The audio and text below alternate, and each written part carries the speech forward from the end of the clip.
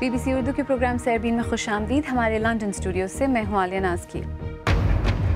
پاکستان کے کئی علاقوں میں بعض لوگ شرعی عدالتوں کے نام پر متوازی نظام انصاف چلا رہے ہیں. کیا اس کی کوئی قانونی حیثیت ہے؟ کوئی عدالت، کوئی جرگہ، کوئی پنچایت جو باہر بیٹھ کے ایسے متعین قسم کے فیصلے کرتی ہے جو پاکستان کے قانون و ضابطے کے خلاف ہیں، وہ غلط ہے اور قابل گرفت ہے.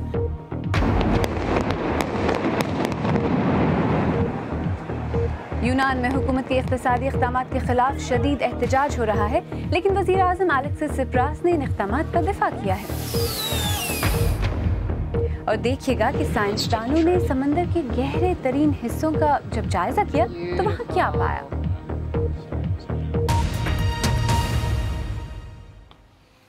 پاکستان کے عدالتی نظام میں خامیوں کی وجہ سے لوگوں کے لیے انصاف کا حصول آسان نہیں ہے، لیکن کیا لوگ متبادل راستے اختیار کرنے پر مجبور ہو رہے ہیں؟ حال ہی میں سامنے آنے والی اطلاعات کے مطابق ایک کالعدم مذہبی گروپ کا ثالثی عدالتی نظام لاہور جیسے شہر میں چلایا جا رہا ہے. حکومت کا کہنا ہے کہ اس عمل کا نوٹس لیا گیا ہے اور تفتیش بھی چل رہی ہے. تاہم BBC کی اطلاعات کے مطابق اس طرح کی مبینہ عدالتیں پورے ملک میں چل رہی ہیں. صبا اعتزاز کی رپورٹ.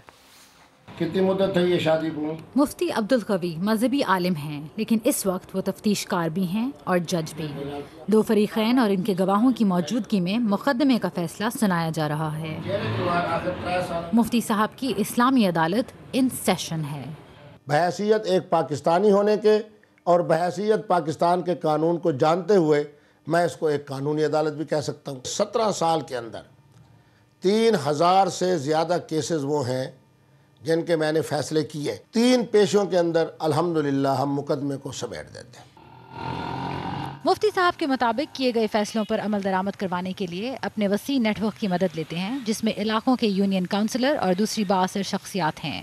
عدالتی کمرے کے باہر اکثر مدعیوں کی قطاریں لگی ہوتی ہیں.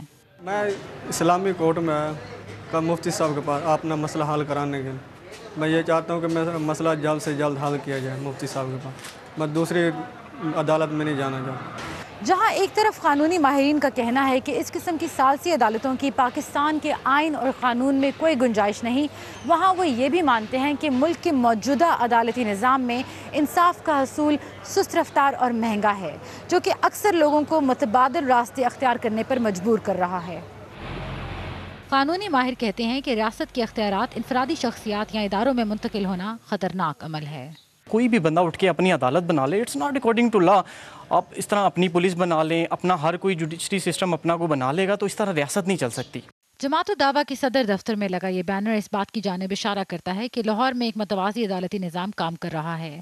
اس بینر میں لکھا ہے کہ ہزاروں قتل اور سول معاملات کے فیصلے اسلامی نظام کے تحت کیے جا چکے ہیں اور اس عدالت کے فیصلے سپریم کورٹ کے فیصلوں کے برابر ہیں. جماعت الدعوہ نے ان دعووں کی تردید کی ہے. تاہم خالد کا کہنا ہے کہ جماعت الدعوہ کی عدالت سے سمن جاری ہونے کے بعد اسے اپنی زندگی کی کوئی امید نہیں. اپنے آپ کو لاحق خطرات کی وجہ سے انہوں نے لاہور ہائی کورٹ میں جماعت الدعوہ کے خلاف درخواست دائر کی. یہ اور بات ہے کہ انہیں محسوس ہوتا ہے کہ شاید فیصلہ سنایا جا چکا ہے. ان ثالثی عدالت عالیہ نے میرے خلاف فیصلہ دے دیا ہے. میں اس کے وہ فیصلے کے اثرات یہ ہیں کہ میں دھکے کھا رہا ہوں. میرے بچے بھی جگہ جگہ دھکے کھا رہے ہیں، قسم کے نہ کھانے کو ہے نہ پینے کو ہے. ہمیں پتہ ہے کہ کس طریقے سے اس کو مینج کر رہے ہیں ہم. پاکستان کے عدالتی نظام کی رحم و کرم پر در بدر پھرنے والی انصاف کی متلاشی عوام شاید متوازی نظام سے وقتی رعایت تو حاصل کر لیتی ہے، مگر کیا ریاست بھی اپنی ذمہ داریوں سے آزاد ہو جاتی ہے؟ صبا اعتزاز، BBC نیوز، لاہور. اور اسی سلسلے میں ہم نے وزیر اعظم کے مشیر برائے قانون بیرسٹر ظفر اللہ خان سے بات کی اور ان سے پوچھا کہ کیا حکومت کو اس بات کا علم ہے کہ ملک میں اس طرح کی اسلامی کورٹس یا شرعی عدالتیں قائم کی گئی ہیں، اور کیا ایسی عدالتیں ریاست کی رٹ کو چیلنج نہیں کرتی؟ عدالت ایز سچ بنانا تو پاکستان کے قانون میں جرم ہے، اور ابھی ہم نے حکومت پاکستان کو یہی رائے دی ہے کہ یہ قانون کے خلاف ہے. البتہ یہ کہ اگر ان کو بلا کے ان کی صلح و صفائی کی جائے اور صلح و صفائی بھی پاکستان کے قانون کے اندر ہو تو اس میں کوئی ممانعت نہیں ہونی چاہیے. لیکن عدالت بنانا، عدالت کے حساب سے اس کو ایڈجوڈیکیٹ کرنا، پاکستان کا لا کے علاوہ کوئی لا لگانا یا اس کے علاوہ کوئی اور کام کرنا، وہ یقیناً پاکستان کے آئین میں، دستور میں مناسب نہیں ہے، غلط ہے. اچھا، کالعدم تنظیم جماعت الدعوہ کی طرف سے لاہور میں چلنے والی ایک ایسی ہی عدالت کے باہر ایک بینر لگا ہوا ہے جس پر یہ درج ہے کہ ان کے فیصلے سپریم کورٹ کے فیصلوں کے برابر ہیں اور یہ وفاقی شرعی کورٹ سے توثیق شدہ ہیں۔ حکومت کی طرف سے اب تک اس پر کوئی ایکشن کیوں نہیں لیا گیا؟ یہ جو کہ صوبائی معاملہ ہے، انہوں نے ہم سے رائے پوچھی ہے اور ہم نے ان کو رائے یہ دے دی ہے۔ دو باتیں ہم نے کی ہیں۔ ایک، ہم نے یہ لکھا ہے کہ اس طرح کی عدالتیں ممکن نہیں ہیں پاکستان میں، اور بلکہ اگر کوئی صلح و صفائی بھی کرا رہا ہے، صلح و صفائی بھی، تو اس کو عدالت کا نام اختیار نہیں کرنا چاہیے۔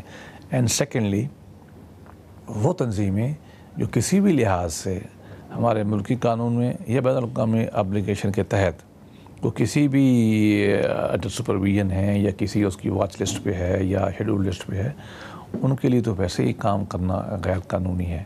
اور یہ کہنا کہ یہ فیڈرل شریعت کورٹ نے کسی ایسی کورٹ کو ویلیڈیٹ کیا ہے، یہ مطلقاً ایبسلوٹلی رانگ ہے، غلط ہے۔ یہ ایسا ممکن نہیں ہے۔ ہماری عدالتیں 1000 دفعہ کہہ چکی ہیں کہ کوئی عدالت، کوئی جرگہ، کوئی پنچایت جو باہر بیٹھ کے ایسے متعین قسم کے فیصلے کرتی ہے جو پاکستان کے قانون و ضابطے کے خلاف ہیں، وہ غلط ہے اور قابل گرفت ہے۔ جی، بہت سے لوگ کہتے ہیں کہ جج اکثر ان سے کہتے ہیں کہ وہ اس طرح کی عدالتوں سے رجوع کریں۔ کچھ لوگ ملک میں سست اور مہنگے عدالتی نظام سے عاجز آ چکے ہیں۔ کیا آپ اس بات سے متفق ہیں کہ ملک کے قانونی نظام میں مسائل موجود ہیں؟ دیکھیے کہ عدالتیں بعض اوقات یہ کہتی ہیں کہ آپ صلح و صفائی کرا لیں۔ آربیٹریشن ایکٹ 1940 میں پاکستان میں گنجائش ہے کہ اگر کوئی آربیٹریشن میں معاملہ بھیجا جائے، وہ یہ بالکل مختلف ہے۔ البتہ جو رہ گیا دوسرا کہ پاکستان کی عدالتوں پہ واقعی بوجھ ہے۔ ایک جج کے پاس ایک دن میں 200 مقدمے ہوتے ہیں، وہ بھی انسان ہے، روبوٹ نہیں ہے۔ آج کل گورنمنٹ آف پاکستان نے ایک لیگل ریفارمز کمیٹی بنائی ہے، کیبنٹ کمیٹی ہے، وہ ہفتے میں ایک دفعہ ہم ملتے ہیں۔ ہم کوشش کر رہے ہیں کہ دیوانی ضابطے کو، فوجداری ضابطے کو سادہ کریں، کاسٹ جو مقدمے کی ہے وہ لوگوں کو دلائیں، جلدی انصاف ہو۔ اور ہم نے بہت سارے لا ایسے بنا کے پارلیمان میں بھیج دیے ہیں۔ اسی طریقے سے ADR جسے کہتے ہیں آج کل ویسٹ میں، آلٹرنیٹ ڈسپیوٹ ریزولوشن، اس کا ہم نے لا بھی بنایا، ابھی ہم پارلیمان میں بھیج رہے ہیں تاکہ لوگ عدالتیں کمرشل میٹر کم از کم جو ہیں ADR کے تھرو کروا لیں۔ تو یہ بہت ضرورت ہے اس بات کی۔ میری ذاتی رائے میں ہماری حکومتوں نے پچھلے 50 60 سال 70 سال میں اس پہ توجہ نہیں کی، کرنی چاہیے تھی۔ وزیر اعظم کے مشیر برائے قانون بیرسٹر ظفر اللہ خان۔ آئیے اب دیگر اہم موضوعات پر ایک نظر ڈالتے ہیں۔ یونان کے وزیر اعظم الیکسس سپراس نے پینشن اور ٹیکس کے نظام میں کی جانے والی متنازع اصلاحات کا دفاع کیا ہے۔ ان اصلاحات کو پارلیمنٹ نے معمولی اکثریت سے منظور کر لیا ہے۔ ان اصلاحات کے تحت پینشن کی مد میں زیادہ رقم کٹے گی لیکن پینشن کم ملے گی۔ یونان کو ملنے والی عالمی امداد معاشی اصلاحات سے مشروط ہے۔ تفصیل کے ساتھ فراز ہاشمی۔ ایتھنز میں اب یہ روزمرہ کا معمول ہے۔ مشتعل مظاہرین، پولیس اور آنسو گیس۔ یونانی پارلیمنٹ کے باہر ویسے تو زیادہ تر مظاہرے پرامن ہوئے ہیں، لیکن کبھی کبھی یہ پرتشدد بھی ہو جاتے ہیں۔ یونان کی ٹریڈ یونین موومنٹ حکومتی اصلاحات کے خلاف ڈٹی ہوئی ہے۔ ہم سمجھوتا نہیں کریں گے، ہم جھکیں گے نہیں، ہم ان کی پالیسیوں کو بدل دیں گے اور جو ان پر عمل کرنے کی کوشش کرے گا ہم اس کا تختہ الٹ دیں گے۔ پارلیمنٹ میں اصلاحات پر 2 روز تک بحث ہوئی۔ اگر ان اصلاحات پر عمل نہیں کیا جاتا تو $6 ارب کی امداد بھی نہیں ملے گی۔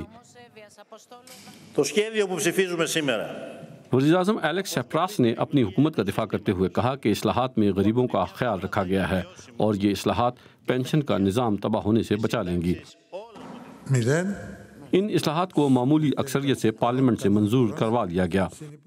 احتجاج کرنے والے تو اس سے یقیناً خوش نہیں ہوں گے، لیکن پیر کو یوروزون کے وزراء کے اجلاس کے شرکاء اطمینان کا سانس ضرور لیں گے۔ فراز ہاشمی، BBC نیوز۔ شمالی کوریا میں حکام نے BBC کی ٹیم کو 2 دن تک حراست میں رکھنے اور ان سے کئی گھنٹے تفتیش کے بعد ملک بدر کرنے کا فیصلہ کیا ہے۔ BBC کے نامہ نگار روپرٹ ونگ فیلڈ ہیز اور ان کی ٹیم کو جمعے کو اس وقت حراست میں لے لیا گیا تھا جب وہ شمالی کوریا سے واپس روانہ ہو رہے تھے۔ آج انہیں ملک بدر کر دیا گیا۔ کینیڈا میں فائر فائٹرز کا کہنا ہے کہ ٹھنڈے موسم کی وجہ سے گزشتہ 1 ہفتے سے لگی ہوئی آگ پر قابو پانے میں مدد مل رہی ہے۔ حکام کا کہنا ہے کہ اس آگ نے فورٹ میک مرے نامی شہر میں 20% گھروں کو جلا کر راکھ کر دیا ہے۔ اسے کینیڈا کی تاریخ کی سب سے زیادہ مالی نقصان والی قدرتی آفت قرار دیا جا سکتا ہے۔ اور ہمارے نظام شمسی میں سورج سے سب سے قریب سیارے مرکیوری یعنی عطارد زمین اور سورج کے بالکل درمیان سفر کرے گا۔ عطارد سورج کے گرد اپنا ایک چکر 88 دنوں میں مکمل کرتا ہے، تاہم چونکہ اس کا مدار زمین کی نسبت کچھ مختلف ہے، اس لیے کبھی کبھار ہی زمین، عطارد اور سورج ایک دوسرے کے سامنے آتے ہیں۔ آپ BBC اردو کا پروگرام سربین دیکھ رہے ہیں۔ پروگرام میں آگے چل کر دیکھیے گا فلسطینیوں اور اسرائیلیوں کے درمیان ایک مرتبہ پھر حالات کشیدہ ہونے کے نتائج کیا نکل سکتے ہیں، اور دنیا میں سمندر کے گہرے ترین حصے میں سائنسدانوں کو کن نظاروں نے بیک وقت حیران اور مسحور کر دیا۔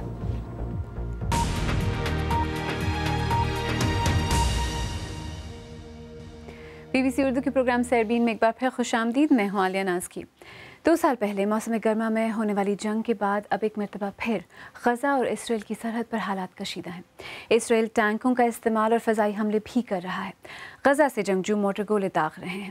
گزشتہ سال اکتوبر سے اب تک کئی اسرائیلیوں پر فلسطینیوں نے حملے کیے ہیں۔ مبصرین خدشات ظاہر کر رہے ہیں کہ یہ کشیدگی بڑھ کر ایک مرتبہ پھر جنگ کی شکل اختیار کر سکتی ہے۔ BBC کے مشرق وسطیٰ کے ایڈیٹر جرمی برن کی رپورٹ پیش کر رہے ہیں حسین عسکری۔ اسرائیلیوں کے لیے وہ ڈراؤنے خواب پھر سے لوٹ کر آ رہے ہیں، خاص طور پر جب گزشتہ ہفتے یروشلم میں ایک بس میں دھماکہ ہوا۔ حملے میں جھلسنے والی ایک 15 سالہ لڑکی ایڈین ڈاڈون کا یہاں علاج کیا جا رہا ہے۔ ان کی والدہ راہل بھی زخمی ہوئی تھیں۔ وہ اور ان کی بڑی بیٹی اس کے ہوش میں آنے کا انتظار کر رہی تھیں۔ کیا آپ سمجھتی ہیں کہ آپ فلسطینیوں کے ساتھ امن سے رہ سکتی ہیں؟ جہاں تک میں نے دیکھا ہے ان کے ساتھ امن سے رہنا مشکل ہوگا۔ جو ہو رہا ہے اس سے نہیں لگتا کہ وہ امن چاہتے ہیں۔ بس پر حملہ کرنے والا اپنے ہی بم سے ہلاک ہو گیا تھا۔ حملہ آور کا نام عبدالحمید ابو سرور تھا۔ اس کی عمر 19 سال اور وہ پڑھا لکھا تھا۔ اس کا خاندان ہمیشہ سے اسرائیل کی مخالفت کرتا آیا ہے اور جن میں کئی نے مسلح مزاحمت بھی کی۔ اس کی والدہ جانتی تھی کہ اسے غصہ ہے۔ وہ سوچتا تھا کہ وہ ہم پر قابض ہیں، انہوں نے ہمارا ملک لے لیا، وہ ہمیں مارتے ہیں اور بہت کچھ کرتے ہیں جس سے ہمیں غصہ آتا ہے۔ وہ امن نہیں چاہتے۔ کیا جو اس نے کیا آپ کو اس پر فخر ہے؟ ہم فلسطینی ہیں، ہم سب کو آزادی چاہیے، ہمیں اس کی قیمت ادا کرنی ہوگی۔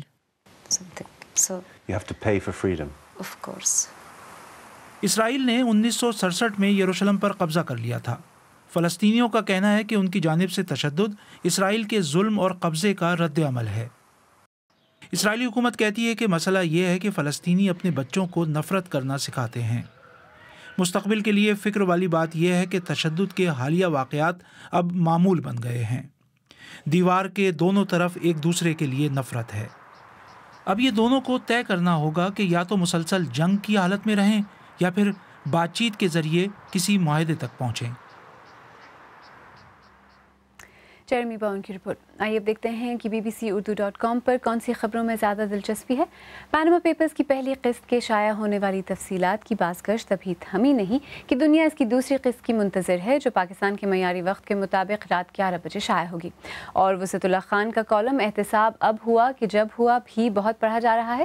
دنیا میں پھیلتے ہوئے ریت کے کاروبار پر آرٹیکل۔ اس کے علاوہ یہ آرٹیکل بھی بہت پڑھا گیا جس میں بتایا گیا ہے کہ آخر جنگلات میں آگ کیسے لگتی ہے۔ آئیے اب آپ کو لیے چلتے ہیں سمندر کے گہرے ترین حصے میریانا ٹرینچ، جس کی گہرائی 7 میل ہے۔ امریکی ریسرچ ایجنسی نے سائنسدانوں نے روبوٹ سب مرین کے ذریعے یہ جاننے کی کوشش کی کہ آخر دنیا کے گہرے ترین پانیوں میں ہوتا کیا ہے۔ بحر الکاہل کے گہرے ترین پانیوں میں جانے کی ویڈیو سوشل میڈیا پر براہ راست دکھائی گئی اور وہاں جو کچھ دیکھا گیا اس نے سب کو حیران کر دیا۔ BBC کے سائنس ایڈیٹر ڈیوڈ شکمن کی رپورٹ پیش کر رہے ہیں عادل شاہ زیب۔ سب سے زیادہ گہرے پانیوں کی اس اجنبی دنیا کو جاننے کی کوشش کی جا رہی ہے۔ حیرت انگیز جیلی فش کے شاندار نظارے۔ یہ جگہ ہے ماریانا ٹرینچ، جس کا پانی سیاہ اور دنیا میں سب سے زیادہ گہرا ہے۔ اس مشن کی نگرانی کرنے والے سائنسدانوں کے لیے یہ نظارے حیرت انگیز ہیں۔ یہ ہے عجیب و غریب سمندری کیوکمبر جو مزے لے کر ایسی روشنی میں گھوم رہا ہے جو اس نے پہلے کبھی نہیں دیکھی۔ یہ مناظر براہ راست دکھائے گئے۔ اگر آپ کی انٹرنیٹ تک رسائی ہے تو فوراً سائنسدانوں کے اس انوکھے سفر کا لطف اٹھائیے۔ اس مہم کے سفر پر جانے والے میرینز دنیا بھر کے سائنسدانوں کے ساتھ اپنی معلومات شیئر کر رہے ہیں۔ سمندر کی گہرائی میں ایک حیرت انگیز اور خوبصورت دنیا آباد ہے۔ وہاں جا کر آپ جو دیکھتے ہیں اس پر تو سائنسدان بعد میں تحقیق کرتے ہی ہیں، لیکن اس وقت خیال آتا ہے کہ سمندر کی گہرائی میں قدرت کی کیسی عجیب و غریب تخلیقات ہیں۔